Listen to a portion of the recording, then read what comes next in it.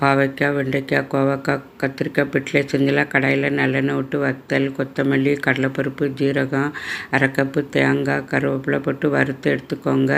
இப்போ அதே கடாயில் கட் பண்ண பாவைக்காய், கோவக்காய் தேவையான கல் உப்பு போட்டு அடுப்பை சிம்மில் வச்சு மூடி வச்சுக்கோங்க. இப்போ காய்கறி வெந்துட்டு திரும்ப கட் பண்ண வெண்டைக்காய், கத்திரிக்காய் போட்டு வதக்கி மூடி வச்சுக்கோங்க. இதுக்குள்ளே வறுத்த மசாலாவை திரிச்சிடலாம். காய்கறியும் வதக்கியாச்சு. இப்போ கடாயில் எண்ணெய் ஊற்றி கடுகு, உளுந்து பருப்பு, வெந்தயம், மிளகு, ஒரு பச்சை மிளகாய், வெங்காயம் வதக்கணும். பிறகு மஞ்சப்பொடி, 2 தக்காளி பழம் போட்டு வதக்கி மூடி வச்சுக்கோங்க. இப்போ தக்காளி பழம் நல்லா வெந்துட்டு புளி தண்ணி, திரிச்ச மசாலா போட்டு 1 கப்பு தண்ணி விட்டு மூடி வச்சுக்கோங்க. இப்போ மசாலா நல்லா கொதிச்சுட்டு வேக வச்சு அரை கப்பு துவரம்பருப்பு, வதக்கின காய்கறி போட்டு மூடி வச்சுக்கோங்க.